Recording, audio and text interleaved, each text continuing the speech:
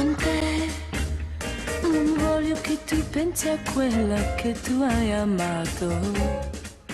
Regardez là avec ces petites paillettes. Et oui, vous avez compris, ça sent le réveillon du 31. Alors on se met sur son 31. Justement, vous vous demandez peut-être ce que vous allez porter. Eh Eh oui. bien, Isabelle a la réponse. Alors la réponse, alors c'est vrai, le 31, vous savez, c'est une expression, ça je ne le savais pas, je l'ai appris la dernière fois que je suis allée au musée de la Légion étrangère. Finalement, ça viendrait de cette expression.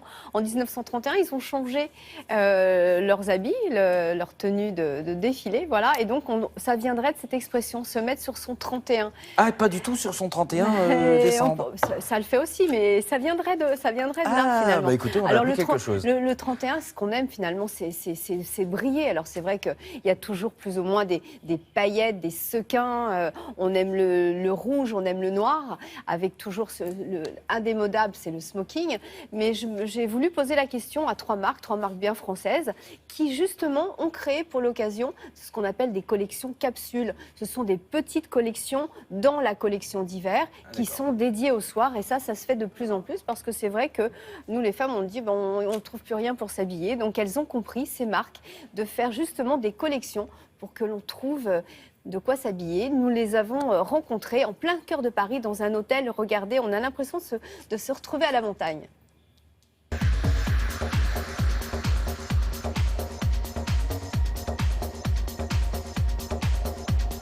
People speak small talk. Se mettre sur son 31 le 31 décembre, c'est toujours un moment de faire la fête, de s'habiller, de se maquiller, d'être jolie. Donc on a envie forcément de s'habiller un petit peu différemment de ce qu'on pourrait s'habiller les autres jours. Et avec Sharon, on a pensé que chez Bache, ça serait intéressant de leur offrir une petite capsule. Cette collection, elle s'appelle 9 PM. Alors c'est vrai que pour le soir, on aime bien ce côté chic que peut apporter le noir et auquel on a rajouté un peu de lumière en lui rajoutant des strass ou des tissus lurex. On a essayé un petit peu d'habiller toutes les femmes, toutes les morphologies et tous les âges. Donc on a une robe longue, un petit peu baba cool qui fait un petit peu partie de l'ADN de notre marque. On a retwisté aussi une veste en lui rajoutant un petit peu de strass, enfin de pierres, des choses un peu plus précieuses. Guarantee.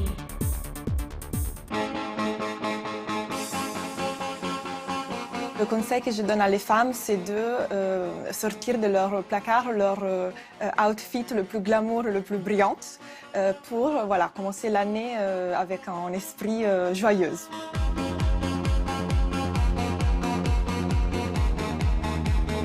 Chez Polka, nous, on travaille beaucoup avec les matières. Toute la beauté et la brillance partent de tissu. On a travaillé une jacquard dans des variantes de couleurs. On a pensé au confort.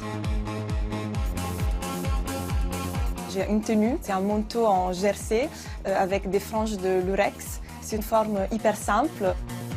Une femme peut choisir de porter aussi des accessoires, une petite ceinture ou des chaussures en vernis pour compléter la silhouette.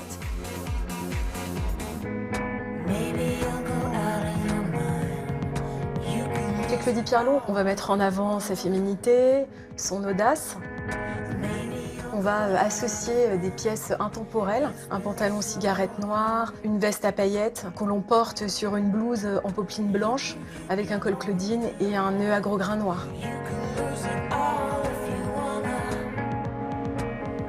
Cette collection capsule Let's Dance incarne l'esprit des années 80, d'une certaine folie, d'une certaine joie de vivre qu'on retrouve dans les pièces de la collection, donc quelque chose d'assez chatoyant, pas du tout minimaliste, assez décalé et qui invite à danser jusqu'au bout de la nuit.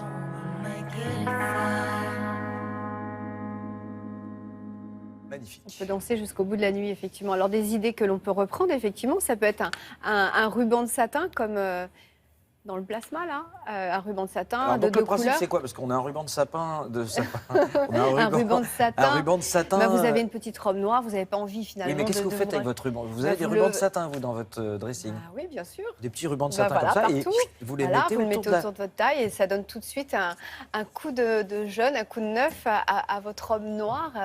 Et puis voilà, on peut prendre des idées, effectivement, une combinaison pantalon avec des talons, et puis on peut la ressortir avec des baskets blanches, par exemple, plus tard. Hein. Est-ce qu'on peut coller ses strass soi-même? Ah oui, bah vous allez justement vous changer les boutons, par exemple. Pourquoi ne pas prendre les boutons en strass sur votre veste noire? Et justement, donc je fais, je couds, je découds avec Oui, mes petites mains. exactement. En tout cas, Voilà. ne pas oublier de mettre du rouge, sous-vêtement rouge. Ça, c'est une coutume en Italie. Ça porte bon. bonheur. D'accord. Voilà. Pour le 31, parfait. Eh bien, superbe. Mais ces bijoux, ces chinchillas. Et puis à minuit, la grande Zohar. Alors après la tenue du soir, nous allons nous intéresser aux ongles. Alors vous faites les ongles, hein, vous vous dites, bon, il n'y a aucun problème. Effectivement, la plupart du temps, rassurez-vous, il n'y a aucun problème. Cependant, dans certains cas un peu exceptionnels, il faut faire très très attention. Aux produits que vous utilisez, et puis surtout à la manière dont vous allez enlever ce fameux vernis à ongles. C'est ça votre sujet. Alors, en fait, c'est l'Agence nationale du médicament qui nous dit attention aux faux ongles. Pas au vernis habituel, mais aux faux ongles. Faux ongles. Oui, parce que cette pratique peut comporter des risques. Alors les faux ongles, qu'est-ce que c'est? Il y a 2 techniques utilisées principalement, soit une petite prothèse, une capsule en plastique qu'on va coller sur le vrai ongle, un peu comme la prothèse dentaire que l'on va coller sur la dent, la petite facette dentaire que l'on colle sur la dent pour avoir une dent plus jolie, d'une forme plus jolie. Et autre technique aussi, ce sont les ongles qu'on fabrique avec une résine ou un gel que l'on va poser directement sur le vrai ongle, qu'on va façonner sur le vrai ongle. Alors bien sûr, dans ces techniques-là, il faut auparavant limer l'ongle, préparer. On utilise plusieurs produits, plusieurs techniques pour travailler. Et donc les autorités de santé, dans un rapport récent, nous disent attention, ces techniques et ces produits peuvent comporter des risques. Quels sont-ils? Réponse en images. Oui. Et oui, parce que forcément, on a tendance en fait à se dire qu'il n'y a aucun problème, on peut mettre ce qu'on veut, mais sauf qu'il est vivant, celui du dessous. Et donc comme il est vivant, si on met un produit qui risque, qui est abrasif, qui risque de le détruire, le petit cuticule là, et s'il meurt, après pour le récupérer, Tintin. C'est parti pour le sujet. Regarde.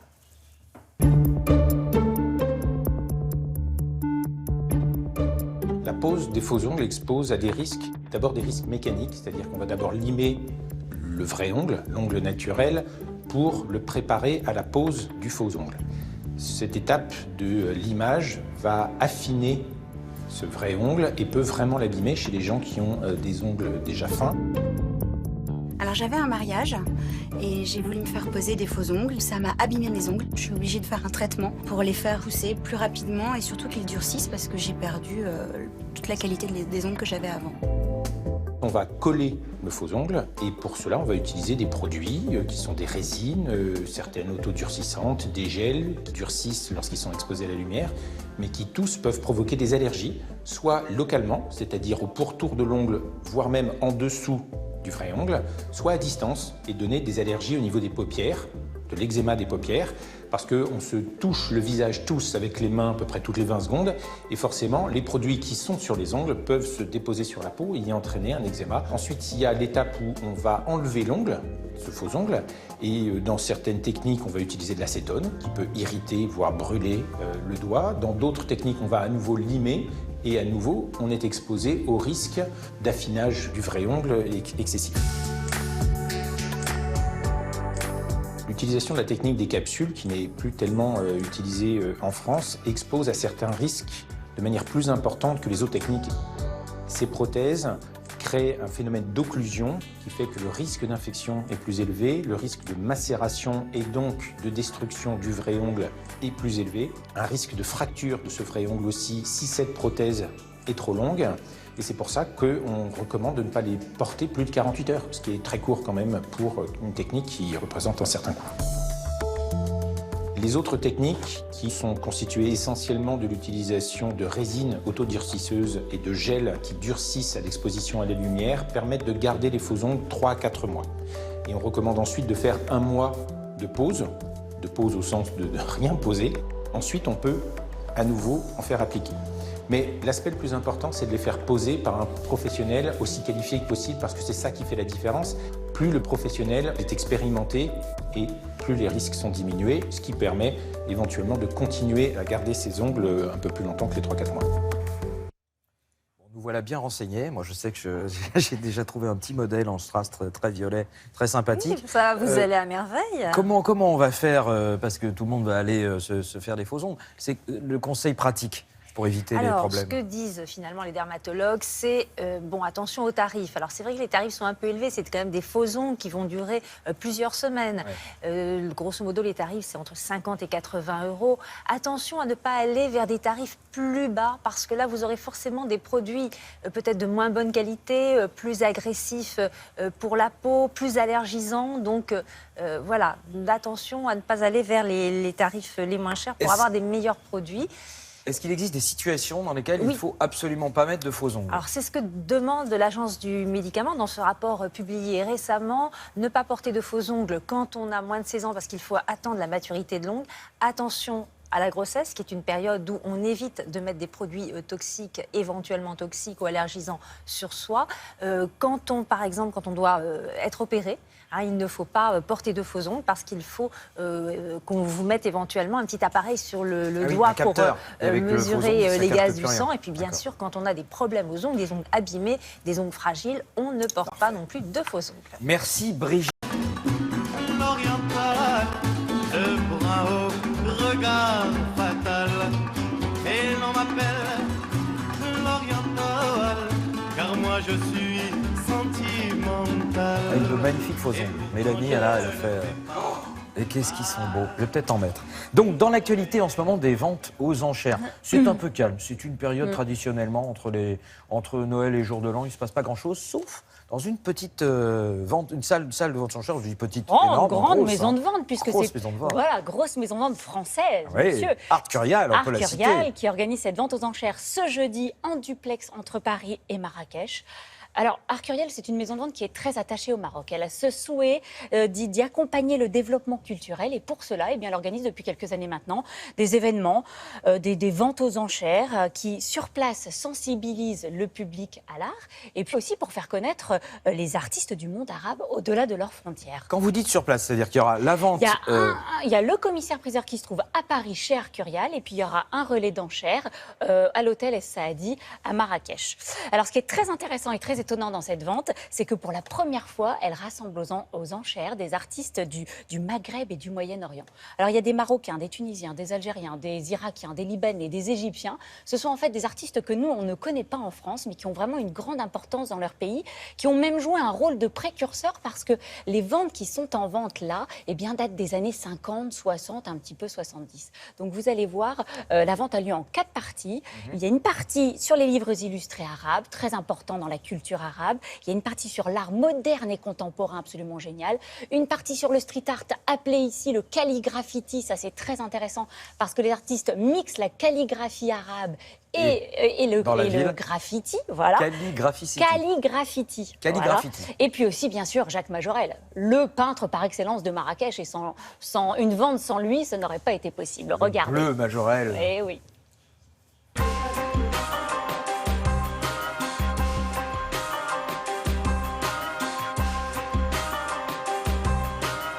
Le premier chapitre de la vente, c'est Jacques Majorel et ses contemporains. On présente un panorama de son œuvre depuis 1917 jusqu'à 1950.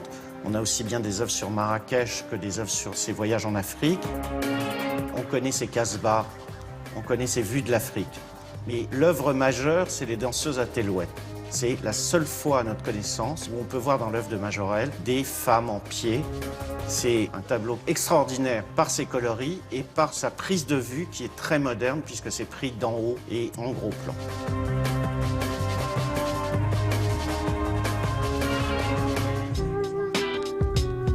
Dans la partie moderne et contemporaine, nous avons 80% des artistes les plus importants du monde arabe. C'est des artistes qui sont établis, qui sont respectés. Leurs œuvres sont dans les principaux musées arabes et du Moyen-Orient et les principales fondations.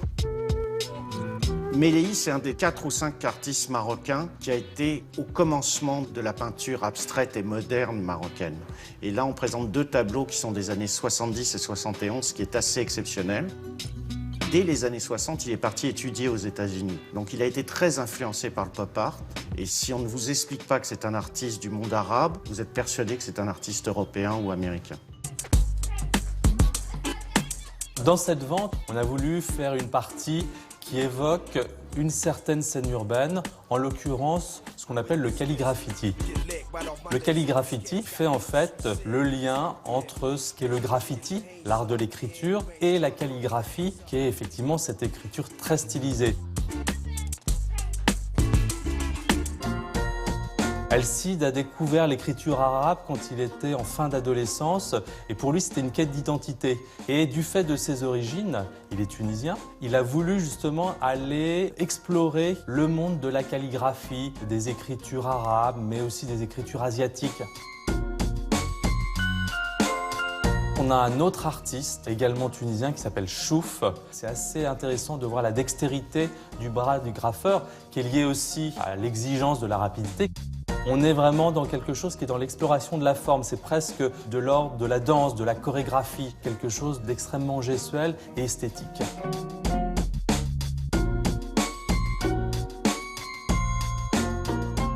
On rappelle les dates de cet événement. Ouais, ça a lieu jeudi à 18h. Alors 18h à Paris, hein, Ouais. et puis à Marrakech, je crois qu'il y a 1 heure de moins en ce moment, donc 17h pour les Marocains.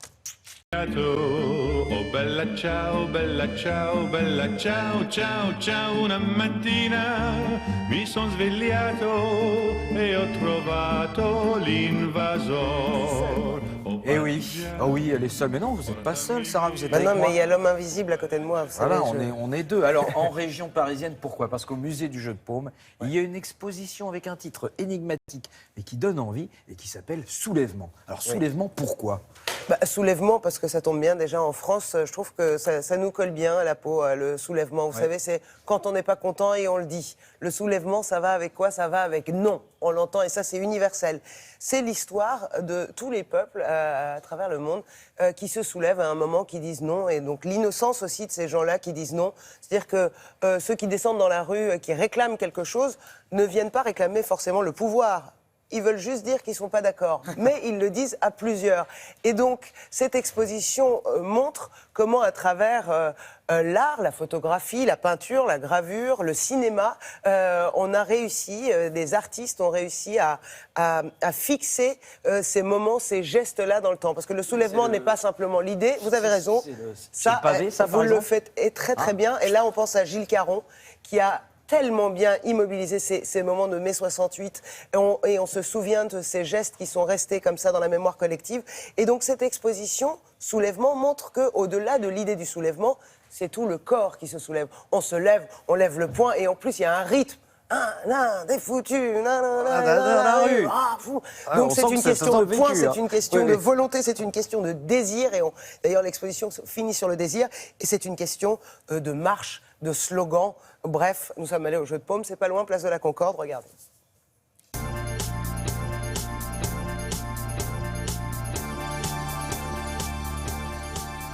Cette exposition Soulèvement, elle présente beaucoup d'images de toutes sortes, et notamment poétiques.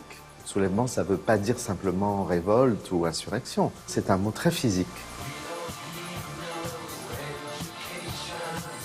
Quand vous vous sentez emprisonné, oppressé, quand vous vous sentez soumis et que vous n'y prenez pas plaisir,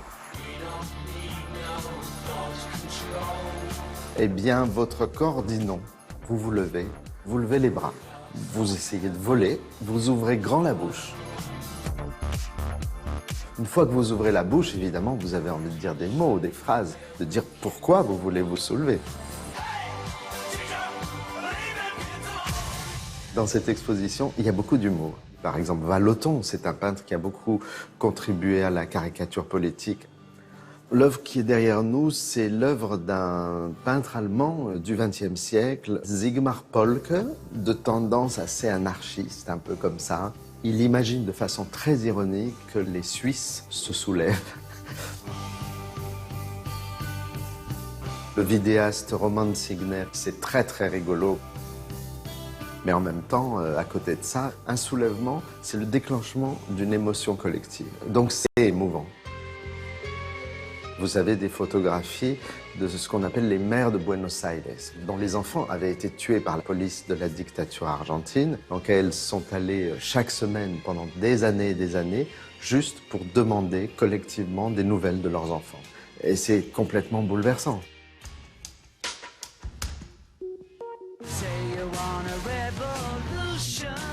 Gilles Caron, ce sont tous les conflits en Irlande et puis aussi les révoltes paysannes en 67 en France. C'est absolument magnifique. Ce n'est pas une exposition pour prendre parti. C'est une exposition pour montrer qu'au-delà de l'échec assez régulier des soulèvements, il y a quelque chose de très important en l'homme qui est une sorte de désir indestructible de se soulever encore. Vous avez été abattu, eh bien vous vous soulèverez encore. Ce qui est extraordinaire, c'est que je pensais que c'était que des soulèvements récents. Non, il y a quand même les vieilles barricades, il y a de évidemment, tout. la Révolution française, c'est une exposition pour les insoumis, pour les révoltés, voilà. Ceux qui sont capables de descendre et de dire ce qu'ils pensent. Des gens comme vous, hein, je vous sais capable de ça. En tout cas, vous avez jusqu'au 15 janvier pour aller voir cette exposition qui est vraiment extraordinaire, vraiment, parce que ça en dit long sur les peuples, sur leur volonté, leur désir, et ce qu'ils sont capables de faire, et parfois ce qu'ils voudraient faire et qu'ils ne peuvent pas faire, suivant les pays. Donc quand on a la possibilité de le faire et d'aller dire non, c'est bien de pouvoir le dire. Voilà. Ouais, c'est bien d'avoir la liberté de dire non.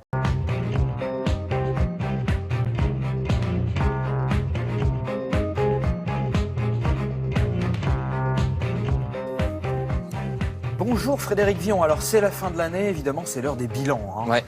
Oui, exactement, la fin de l'année est propice à la réflexion, c'est le moment de se demander où on va.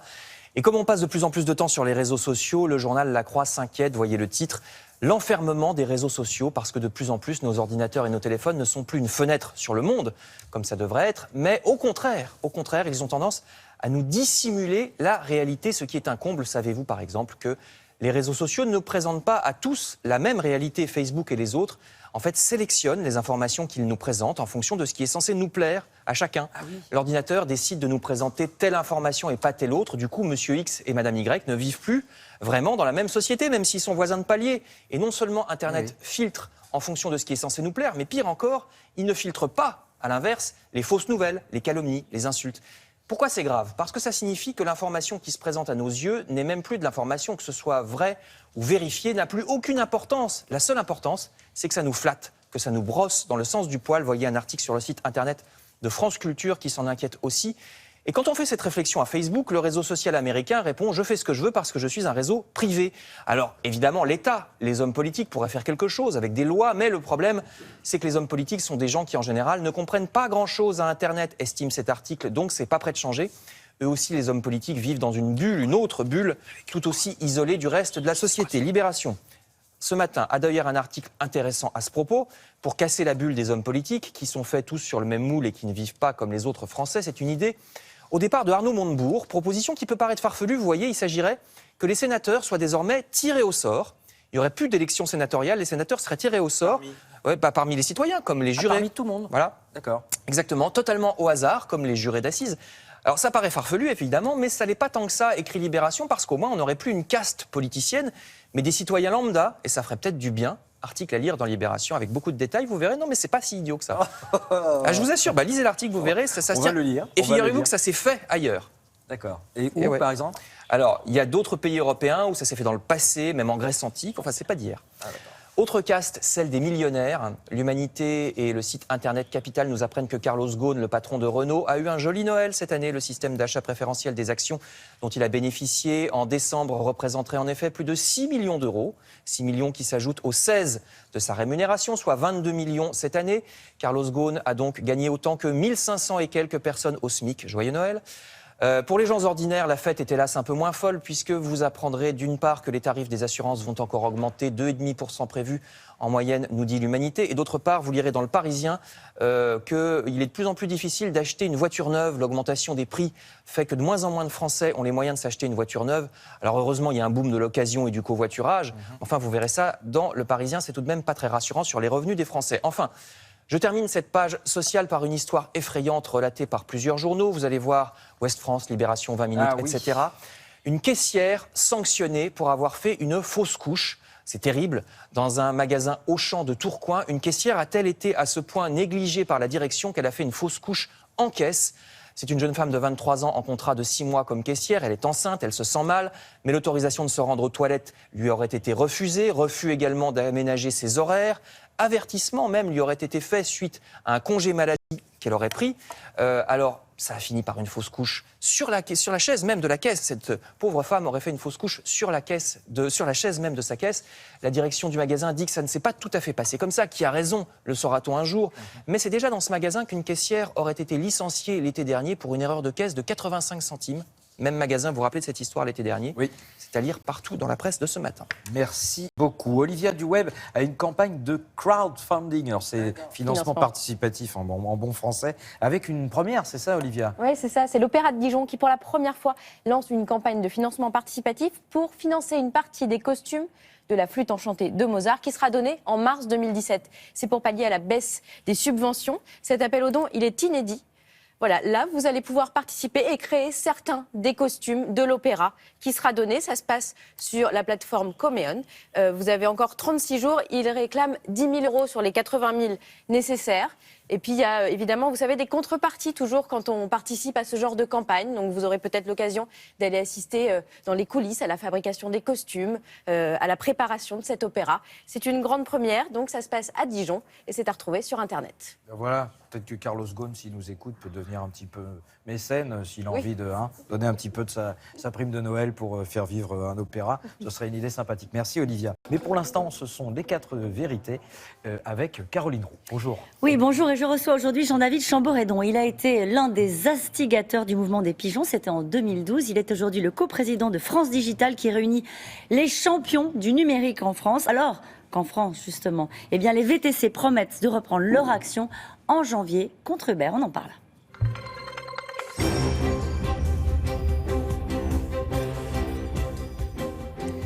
Bonjour Jean-David Chamboredon. Bonjour. Alors Uber, c'était, on s'en souvient, j'ai envie de dire presque, le visage de la mondialisation heureuse. On se rend compte que les chauffeurs eux-mêmes, certains chauffeurs parlent d'esclavage moderne. Ils dénoncent des conditions salariales de plus en plus difficiles. Ils promettent de reprendre leur mouvement, leur mobilisation dès janvier prochain, dans quelques jours. C'est ça le modèle que vous défendez ? Alors, le phénomène d'ubérisation, qu'on appelle plus gentiment le phénomène de plateformisation, c'est un phénomène inéluctable par lequel un certain nombre de contributeurs sont mis en relation avec des demandeurs et une offre se crée et un service est rendu. Ça, c'est quand ça se passe bien. Dans le cas d'Uber, on a effectivement un certain nombre de chauffeurs qui sont insatisfaits. On a sans doute une qualité de service qui va s'en ressentir. Et on a finalement une plateforme qui... peut-être peu attentive à ses contributeurs, va finalement perdre pied par rapport à une concurrence qui, elle, va être plus respectueuse. Donc, c'est Uber qui a mal géré.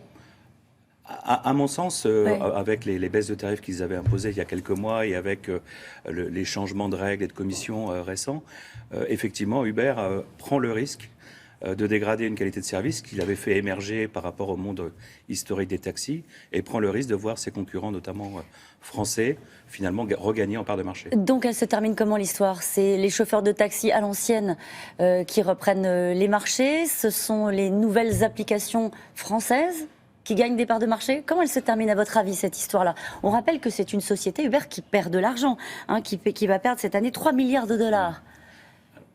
Très, très clairement, d'ailleurs, le monde des VTC fait que taxi plus VTC est un marché qui a énormément grossi, qui a créé énormément d'activités, énormément d'emplois. Après, le gagnant sera celui qui saura convaincre le consommateur avec le meilleur service, avec le meilleur prix, etc. Donc voilà, donc les jeux ne sont pas faits, mais c'est vrai qu'Uber, qui est une grande entreprise mondiale, qui a levé des dizaines de milliards d'euros, de dollars, qui perd de l'argent, a peut-être fait une erreur tactique en France. Alors vous représentez aujourd'hui des entrepreneurs français, du digital, mais il y a toute une partie des gens qui vous regardent ce matin qui disent c'est très bien la révolution numérique, c'est très bien, pour faire de l'argent, pour monter des boîtes, pour entreprendre, mais... Pour le salarié, c'est surtout synonyme de dérégulation. On dit ça crée des emplois, c'est vrai, ça crée des emplois, mais ça crée des emplois précaires. On voit des gamins qui livrent des plateaux repas à vélo, qui n'ont pas de protection sociale. C'est un autre modèle qui est parallèle à celui qu'on a connu depuis 1945. Comment est-ce qu'on fait coexister ces deux modèles-là? Est-ce qu'il va falloir remettre un cadre dans tout ça? Alors, d'abord, la transformation numérique, c'est un phénomène mondial, et la France peut décider de ne pas y participer, de mettre des digues, de mettre des murs. C'est ce qu'elle fait ? Non, c'est pas ce qu'elle fait. Mais elle pourrait décider ça, et auquel cas elle se priverait d'immenses opportunités, où elle peut décider d'attraper ces opportunités, de surfer sur la vague et de faire émerger des champions nationaux. C'est nous ce qu'on pousse chez France Digital, et on pense qu'il y a de très belles opportunités derrière la transformation numérique. Qu'est-ce qui manque? Il manque en France deux choses principales. Il manque du capital, au contraire des pays comme la Grande-Bretagne, l'Israël, les États-Unis. On a du mal à mobiliser notre capital pour financer cette transformation. Or, c'est une course dans laquelle le capital est absolument nécessaire. Vous parliez des pertes d'Uber tout à l'heure. Il faut beaucoup de capital pour imposer un champion mondial. Et puis, on a un sujet d'éducation, de flexibilité qui fait qu'aujourd'hui, ce secteur est en chômage négatif. On ne trouve pas les ressources, les talents, les compétences nécessaires. Vous parlez de capital. Le gouvernement a fait des signes et vous en envoyez des signaux politiques, on va le dire comme ça, puisque dans le projet de loi de finances rectificatif, il a acté la création d'une mesure fiscale. On ne va pas rentrer dans le détail, mais c'est une mesure qui encourage à réinvestir dans les start-up. Ça va plutôt dans le bon sens. Ça veut dire qu'il y a quand même des choses qui sont faites justement pour combler ce manque de capitaux dont vous parlez. Cette mesure, c'est nous qui l'avons poussée depuis plusieurs années. L'idée était véritablement de faire que tous les entrepreneurs puissent réinvestir dans le secteur. C'est comme ça que la Silicon Valley s'est construite. C'est comme ça que les grands pôles économiques se sont construits. Bon, malheureusement, la mesure qui sort de la loi de finances rectificative est extraordinairement complexe, très difficile à appliquer. On ne cache pas notre déception par rapport à ça. Peut-être qu'elle sera revue lors du prochain quinquennat. C'est l'un des enjeux, mais on va en parler. Je voudrais dire d'abord un mot sur le chômage. Le chômage a baissé pour le 3e mois consécutif. En quoi la transition numérique peut aider à la création d'emplois? Encore une fois, dans l'immédiat, on se dit c'est formidable, mais surtout, dans un premier temps, ça détruit des emplois. Là, il est très difficile de faire la balance parce que la transformation numérique, c'est quelque chose de totalement transverse. Ça crée des emplois à un endroit, ça en détruit d'autres, ça transforme une partie des emplois et ça crée des lacunes là où on ne trouve pas les talents. Il faut savoir que les startups, typiquement, créent 92% de CDI. Ce sont des emplois qualifiés, très qualifiés. Ce sont des emplois qualifiés sur lesquels on manque absolument de talent et sur lesquels on ne trouve pas les gens à embaucher. Il faut donc soit prendre plus de risques sur des gens qui n'ont pas l'expérience, soit avoir des gens mieux formés. Comment vous allez faire pour vous faire entendre dans les mois qui viennent pour la présidentielle? Vous avez su vous faire entendre, vous avez su vous mobiliser, on s'en souvient, c'était le mouvement des pigeons en 2012. Là, vous avez envie, à un moment donné, de dire aux politiques, qu'ils soient de droite ou de gauche, attention, il va falloir en parler de la transition numérique, parce que c'est vrai que pour l'instant, c'est pas du tout dans le débat. Hein. Oui, en fait, ce qui s'est passé en 2012, c'est qu'on avait été totalement absent de la campagne, et puis on a réagi derrière, à l'automne, lorsqu'il y a eu le projet de loi de finances et des réformes qui étaient extrêmement défavorables à notre écosystème. Là, on veut anticiper, on veut proposer, on veut parler et échanger avec les candidats. Vous l'avez fait pour la primaire à droite, vous avez reçu les candidats, est-ce que vous allez le faire pour les primaires de gauche, la primaire Normalement, de gauche? On doit le faire le 10 janvier avec les candidats à la primaire de gauche, en espérant qu'effectivement ils acceptent de venir, parce que leur timing est très serré et donc c'est difficile d'organiser cela. Mais normalement, c'est le 10 janvier. Et on verra bien si, parmi les grands candidats, les gens adhèrent à nos propositions. Si c'est le cas, on sera ravis. Si ce n'est pas le cas, on verra ce qu'il convient de faire. Vous présenterez un candidat? Pourquoi pas un candidat digital? Bon, ça ressemble à quoi un candidat digital? C'est un candidat moderne, c'est un candidat tourné vers l'avenir. Et on veut que le débat politique soit tourné vers l'avenir. Merci beaucoup, Jean-David Chambredon. C'est à vous, Thomas. Quand sous les draps l'amour se fâche, nous on se déhanche même le dimanche. Et oui, nos fesses. C'est Charles Berling qui chante. Alors pourquoi est-ce qu'on vous fait chanter Charles Berling? Vous vous doutez bien du coup, on va vous parler d'un film avec l'acteur Charles Berling dedans, mais pas n'importe quel film. Il s'agit d'un film de Michel Boujna. Tout de suite, la première question, Michel Boujna, il est réalisateur. Il a déjà fait combien de films? C'est son 3e film. En 2003, il y a eu Père et Fils avec Philippe Noiret, Charles Berling et Cadmerade, qui avait connu un joli succès. Puis Trois Amis en 2007 avec Mathilde Seigné, Pascal Elbé et Cadmerade. Il faut savoir que Charles Berling et Pascal Elbé, Michel Boujna aime à les présenter comme membres de sa famille. C'est vraiment sa famille de cœur. Cette fois-ci, c'est une adaptation. C'est la première fois que Michel Boujna adapte un roman au cinéma, un roman de Pascal Rutter, paru en 2012. Au début, un producteur a passé ce roman à Pascal Elbé en lui disant « Tiens, ça serait bien pour toi que tu le réalises ». Pascal Elbé l'a lu et s'est dit « Ça, c'est pour mon pote Boujna ». Michel Boujna, qui avait une petite panne d'inspiration à ce moment-là, pof, a adoré le livre. Et ça nous donne ce livre qui nous fait suivre une belle histoire d'amitié. Vous savez, une amitié un petit peu amoureuse parfois, comme on a pu en connaître quand on était jeune. Là, il s'agit de pré-ados. Ils ont 12 ans. Vous êtes à l'école, vous avez votre meilleur copain, mais en fait, vous en pincez un peu. Bon, on est un petit peu dans, On peut pas le dire. dans ce genre-là, mais on peut pas le dire. On rappelle le titre du livre, c'était... Le cœur en braille. Le cœur en braille. Et alors, nous allons suivre. Ces deux jeunes ados-là rencontrent des difficultés dans la vie. D'un côté, nous avons Marie. Marie, c'est une adolescente, enfin je dis ado, 12 ans. Prêt. Passionnée de violoncelle, très douée à l'école, mais qui souffre d'une maladie des yeux. Petit à petit, elle perd la vue et elle tente de cacher la gravité de sa maladie à son entourage parce qu'elle veut rentrer au conservatoire de musique et passer le concours, Marie. Donc, mais comment elle va faire pour lire le solfège, dites donc, si elle est aveugle? Vous avez tout compris. Et de l'autre, nous avons Victor, qui lui est un ado espiègle, très sympathique, mais qui connaît des difficultés à l'école. Ces deux-là sont dans la même classe. Ils vont s'aider. Lui va devenir les yeux de Marie et l'aider à cacher son handicap. Et elle va l'aider dans ses devoirs. C'est tendre, c'est émouvant, c'est très beau, c'est une histoire simple. Nous avons rencontré Michel Boujna. Il va falloir que j'en parle à tes parents. Il faut que je finisse l'année. J'ai pas le choix. Victor, avec toi, on n'est jamais déçu. 0. Je peux te faire réviser, t'aider à rattraper ton retard. Je sais pas. Vous avez dit, quand j'ai reçu le bouquin, de toutes les manières, je savais que je n'allais pas l'adapter avant de le lire. Et puis, surtout, j'avais plus envie de faire du cinéma. C'est quoi? C'était une histoire d'inspiration, de fatigue, de ras-le-bol ou... Très sincèrement, j'étais pas très content de mon deuxième film. D'accord. Et j'arrivais pas à dépasser cette blessure. Je jette pas tout dans Trois Amis. Il y a des choses merveilleuses dans Trois Amis que j'adore. Mais globalement, j'étais pas heureux, moi. Je parle pas des chiffres, hein. On s'en fout des chiffres. Enfin, on s'en fout. Oui, c'est important. Mais d'abord, il faut être content de ce qu'on fait. Il faut faire des choses qu'on aime. Et donc, je me disais que, bon, j'écrivais des scénarios, je les jetais, j'écrivais des scénarios. J'avais l'impression que tout ce que moi, j'étais capable d'inventer n'avait pas grand intérêt. Donc, je me disais, je vais rester sur scène, je suis très bien sur scène, tout va bien. Bonjour, monsieur. Ah, excuse-moi. Je vais arrêter de faire du cinéma. Et la vie vous rappelle à l'ordre. C'est-à-dire que Patrice Lecomte m'avait dit, quand j'ai fait Père et Fils, quand j'allais faire Père et Fils, j'avais déjeuné avec lui pour lui demander des conseils, c'était mon premier film. Il m'a dit, tu verras, 1 ne suffira pas. Il avait raison. 1 ne suffit pas, et 3 ne suffiront pas non plus. J'ai découvert un outil pour raconter des histoires qui est absolument dingue. C'est dingue, le cinéma. T'as un ticket avec Marie. Dis-moi pas, maman, comment t'as su qu'elle était amoureuse de toi? Je l'ai senti, c'est tout. Tu veux dire qu'il n'y a pas de signe? Le plus souvent, elles ont les cheveux qui se restent d'un coup comme ça sur la tête. Je peux jamais discuter sérieux avec toi. Le regard, Victor, ça c'est important. C'est dans le regard qu'on voit que les femmes est amoureuse. C'est le premier chapitre d'une histoire d'amour. En fait, quand je suis sur scène tout seul ou que je suis metteur en scène, je fais exactement la même chose. Parce que quand je suis metteur en scène, je fais tout. Je suis partout. Je m'occupe des caméras, même si j'y connais rien. Mais je veux être partout. Je joue tous les rôles, jamais devant les acteurs. Hein. Et puis c'est grisant. Vous vous rendez compte? J'écris. Là, par exemple, avec Alfred Lotte, on écrit une petite fille et un petit garçon qui ont 12 ans. Et un jour, ils sont là devant moi. C'est magique, quand même. Oui.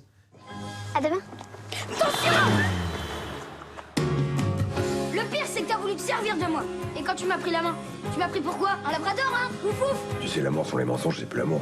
Tu sais, si c'est important pour toi, lâche pas l'affaire. Marie, est-ce que vous pouvez lire ce que je viens d'écrire au tableau? C'est de pire en pire. J'irai jamais dans ton institut pour aveugles.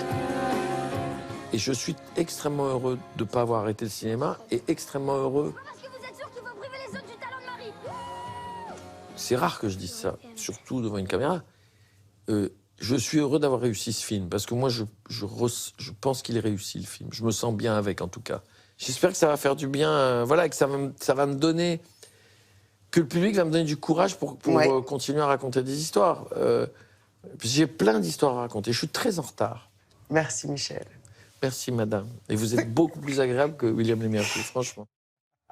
Toujours aussi taquin, c'est Michel Boujna, parce qu'on sait combien il s'apprécie avec notre grand chef. Ce sont de grands amis. Il m'appelle madame, en plus, vous voyez. Donc ça sort ce mercredi.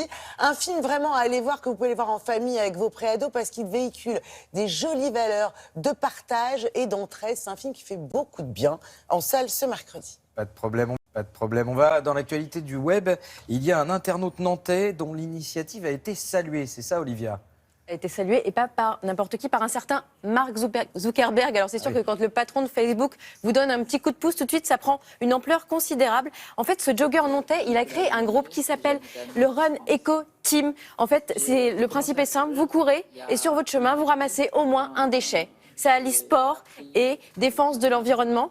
Et du coup, Mark Zuckerberg, quand il a résumé son programme A Year of Running, une année de course, il a salué particulièrement l'initiative de ce jeune Français. Ça vient d'arriver. Voilà, maintenant, Nicolas, il rêve de courir aux côtés de Zuckerberg et d'autres grands sportifs pour que sport et environnement deviennent des causes défendues par beaucoup de gens. Vous pouvez rejoindre son club Run Eco Team sur Facebook. On ne va pas hésiter en plus au fait du fractionné, parce que vous C'est arrêtez, ça, vous repartez, donc c'est magnifique. Exactement. Écolo et sportif, super. Écolo et sportif, c'est la définition même de Nathalie Riouet, bien entendu.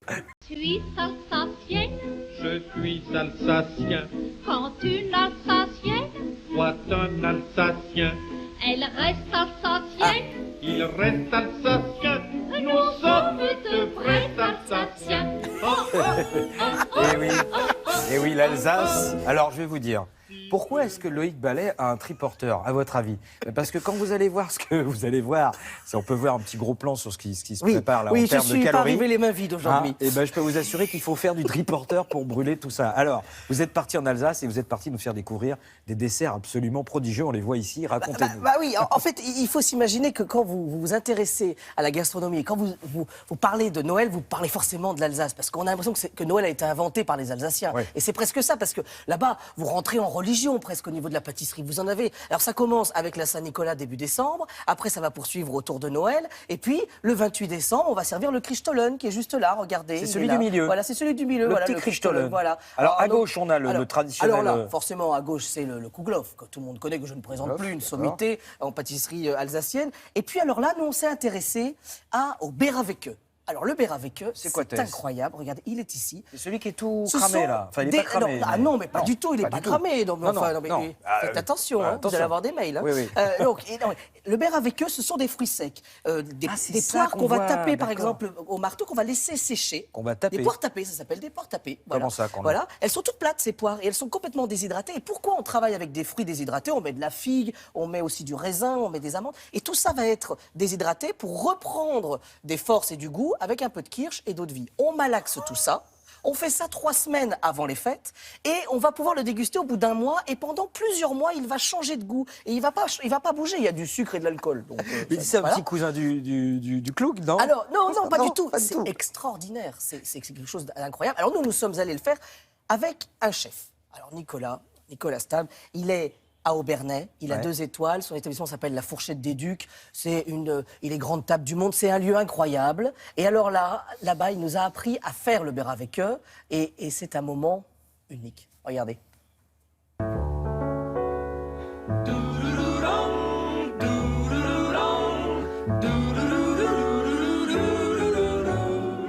On m'avait dit, tu verras, si tu viens voir Nicolas et Serge, il y a toujours une poule noire dans l'histoire. Voilà, mais C'est là en ça l'occurrence, c'est pas une poule noire, c'est un coq noir d'Alsace. Alors, la poule noire, c'est une espèce oubliée. c'est ça Pratiquement oublié. Et oui. qu'on a Oui, sauvé. oui. Et Ah qu'on oui, a d'ailleurs. sauvé, ben voilà, Il il s'énerve s'éveille, quand il on en s'énerve parle. quand on en parle. Ça fait partie à part entière de notre patrimoine national, parce que c'est la plus vieille race française avicole. Là, vous voyez, on peut voir ces belles couleurs noires avec ces reflets de scarabée. Bon, on mange aussi des douceurs sucrées ou pas Voilà, dans la voilà. maison. Maintenant, on va faire les douceurs sucrées de Noël. Et puis, Ah oui, ça quand même. sera- Oui, on Bon. fait quand même ça. Voilà.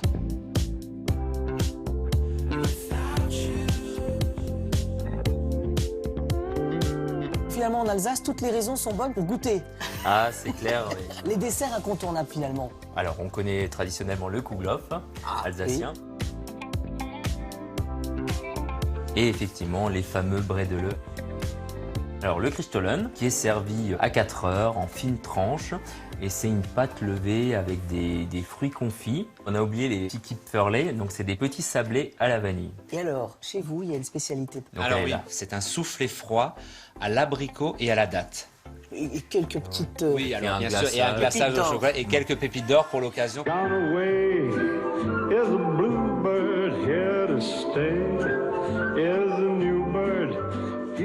On est dans le plus beau village d'Alsace, la plus belle ville d'Alsace, non? Du monde. Du monde. Du monde.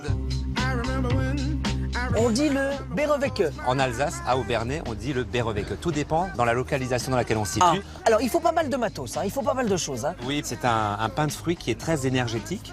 On va retrouver de la poire séchée, du citron confit, de l'orange confite, de la figue séchée, de l'abricot séché. Du raisin. Des raisins de Corinthe. Des pruneaux, Des je vois. pruneaux d'Agen, de la noisette. Tout ce qui passe sous la main et qu'on pourrait capturer l'été au beau jour et qui est bon pour la santé, Voilà. on le garde pour l'hiver. Et on le garde pour l'hiver. On va tous les tailler, on va leur redonner de l'humidité avec l'eau de vie d'Alsace. Donc là, c'est du kirsch en l'occurrence et de la poire. Dans l'idéal, il faut le faire mariner 4 jours. Oui. Comme ça, toutes les vapeurs d'alcool disparaissent, vont s'échapper. On ne va pas le consommer tout de suite. Non. Pourquoi? Les figues, la poire et les amandes doivent continuer à confire et ce qui va donner quelque chose de très moelleux en bouche. Donc il va évoluer. Voilà, il va devenir à consommer, maturité. au bout de plusieurs mois. On peut garder ça jusqu'au printemps, janvier, février, sans problème. On va quand même partager avec l'équipe. Oui, oui, parce qu'on n'est pas des sauvages. Voilà, c'est bon. Hop là, on dit comme ça en Alsace. Hop là, hop là. Hop là.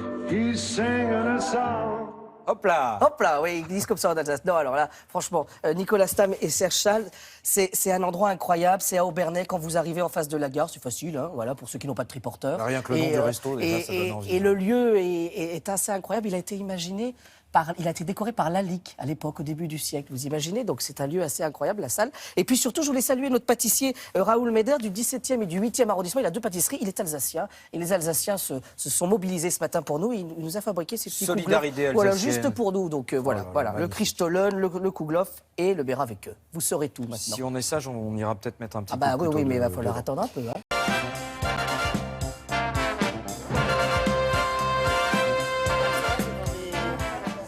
Bon, un peu de sérieux là, parce que quand même, ça Bah va oui. commencer par le décès de George Michael, Ah, bah on oui, est- bah, on il est dans les on journaux peiné. ce matin Ouais. parce qu'avec les délais d'impression, ça sort ce matin. Il y a beaucoup d'hommages dans vraiment toute la presse. Vous allez voir Le Figaro, Les Échos, l'Humanité, surtout Libération. Vous voyez Libération qui consacre sa couverture et son dossier principal au chanteur. Alors le titre, George Michael Out, c'est un jeu de mots, allusion au fait qu'il a longtemps dû cacher son homosexualité puisqu'à l'époque, dans les années 80, ça ne se disait pas. Il avait même été outé, comme on dit, c'est-à-dire que c'était arrivé dans les journaux sans son consentement quelques années après. Alors tout a été dit depuis hier sur l'immense carrière musicale dans la pop de George Michael depuis les années 80. Mais Libération, comme toujours, est un très bon journal pour la photo.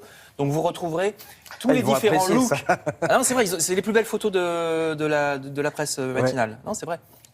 Ils sont donc ils vont les différents looks de George Michael au cours de sa carrière. Le minet en mini short à gauche et brushing ébouriffé oui. dans les années 80.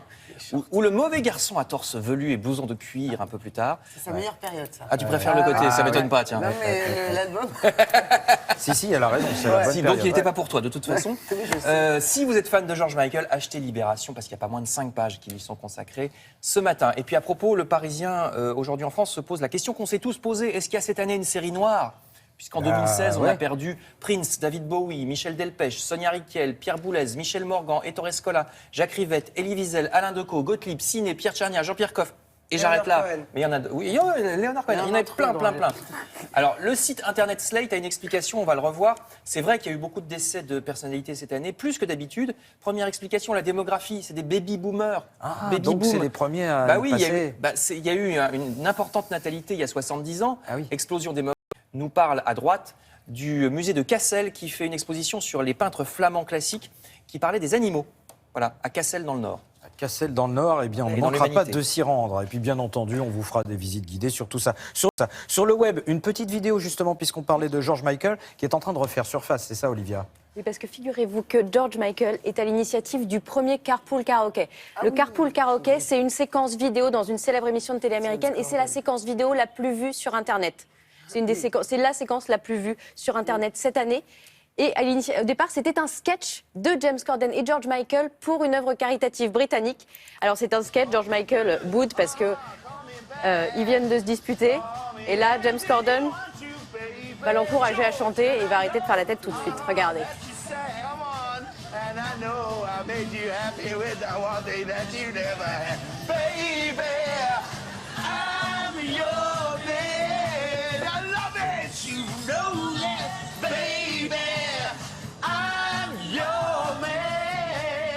Vidéo qui a fait surface hier et que j'ai découvert comme beaucoup d'internautes et qui montre que George Michael avait aussi beaucoup d'humour et beaucoup de générosité. C'est ce qui ressort sur Internet. Il faisait des dons à des œuvres tout le temps, dans la plus grande discrétion. Un grand artiste et un grand homme aussi. Grand homme, et qu'on continuera à écouter. Écoutez. Merci Olivia.